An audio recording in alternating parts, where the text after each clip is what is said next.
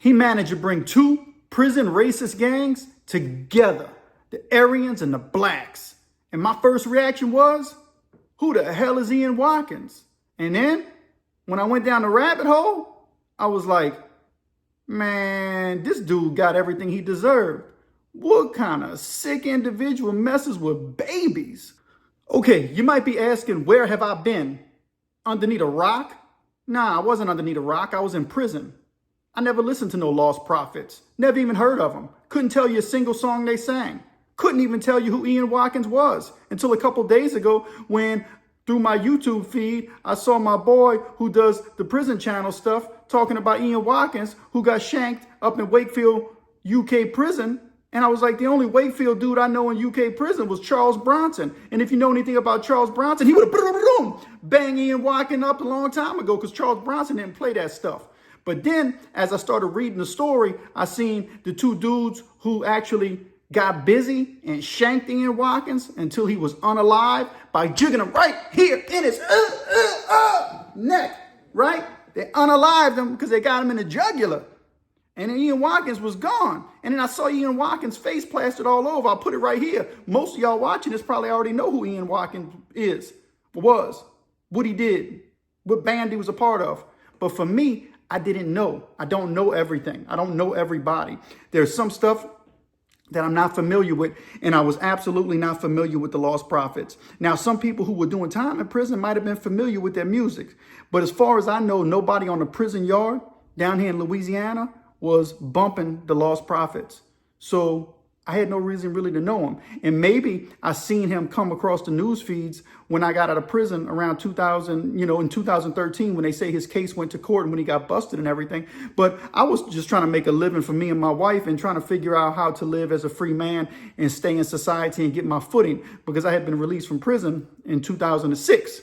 So I had a lot to figure out. And I had only been home for X amount of years. So I was involved in a lot of things, doing a lot of stuff. So I didn't have time to focus on TV. I wasn't a TV person, I was too busy working and trying to do what I needed to do to better myself, which I'm still doing today. And that's always a work in progress. Back to Ian Watkins. He should have been making music instead of messing with babies. That's what this fool did. So Ian Watkins received a 29-year prison sentence. And the first thing I'm thinking of, 29 years? Man, the UK, man, y'all crazy, man. How y'all give a man 29 years for what Ian Watkins did? In Louisiana, they might have gave the dude capital punishment, and I wouldn't have been against it, because somebody like Ian Watkins would have deserved capital punishment. Ultimately, prison justice played itself out like it often does. So we're going to talk about Ian Watkins' prison stay. At this point, you probably already know a little bit about who he is and about his music. This isn't about him and his music. This is about what he did and what happened to him inside Wakefield, UK prison.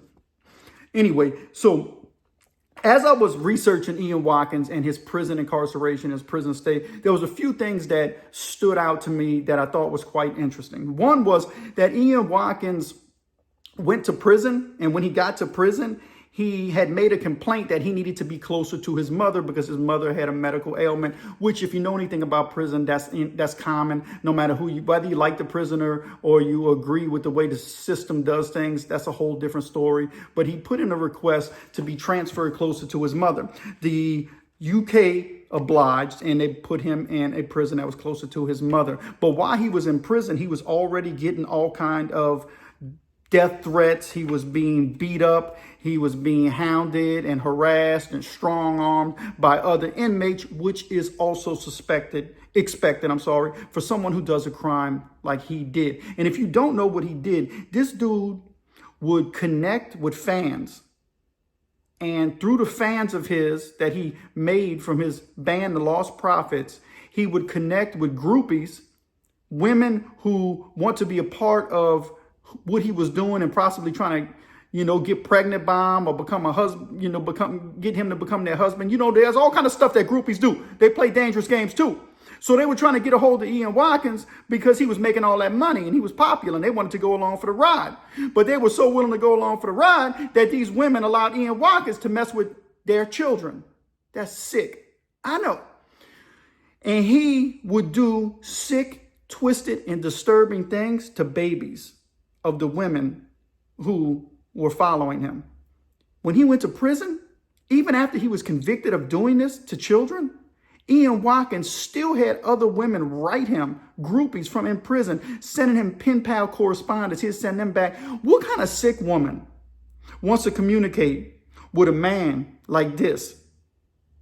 How lonely and desperate does a woman have to be, or sick and twisted does a woman have to be to want to have a relationship with a man like Ian Watkins? Listen, I get it. The pool of men that you might be looking for might be slim. It might be shallow. But you can't get so desperate to where you're willing to mess with a pedo. That's what he is.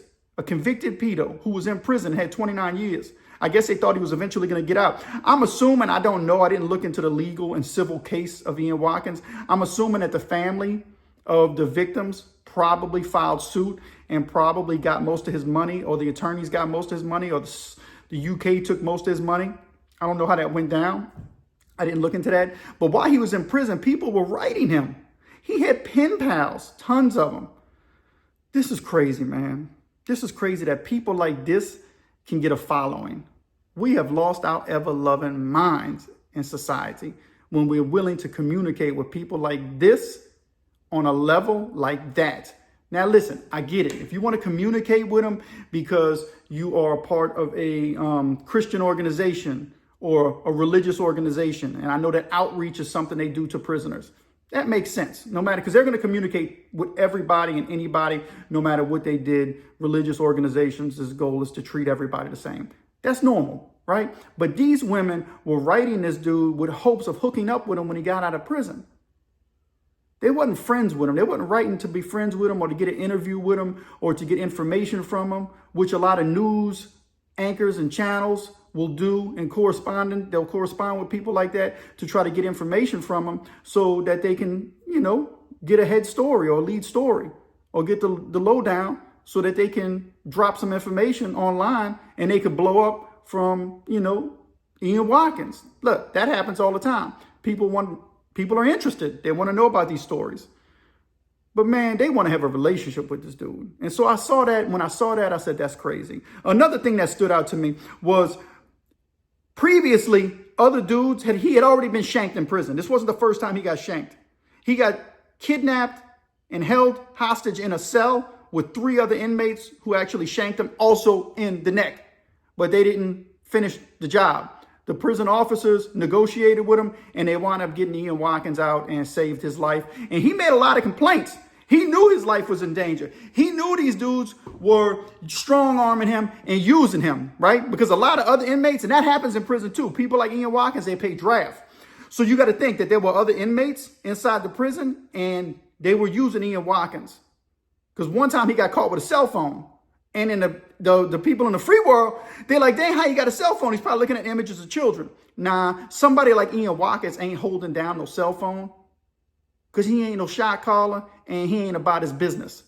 So he just has one that he's paying somebody draft and they're letting him use it. That's what it is. And then there's probably some stronger inmates or prison inmate gangs who he's paying draft to and they're protecting him. And as long as he's paying them that money, they're going to give him some kind of rights and privileges. Whether we like it or not, that's the way prison gangs work often. Depending on the political structure and where you're at, they might not play that. But people like Ian Watkins who has money, there's going to be shot callers or there's going to be stronger inmates who they may, in any other circumstance, shank him, beat him up, run him off the tier. But if he's paying them money, that's their income. They're going to keep everybody else off of him for the simple fact that he's getting money. Now, the second he starts paying them money, boom, boom, boom, boom, boom, boom, boom, he gets what he got.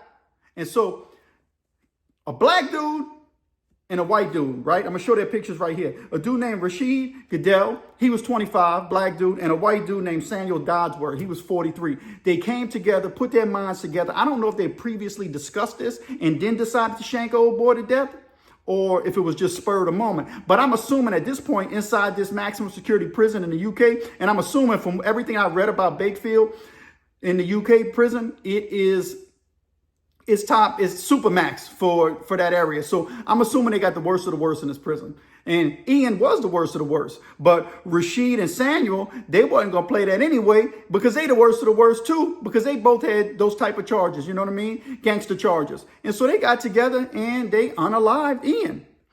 Now, most people are going to look at Rashid and Samuel as heroes. That's right. They look at it as a form of prison justice. They say, hey, look, the asylum has taken care of the crazies on its own.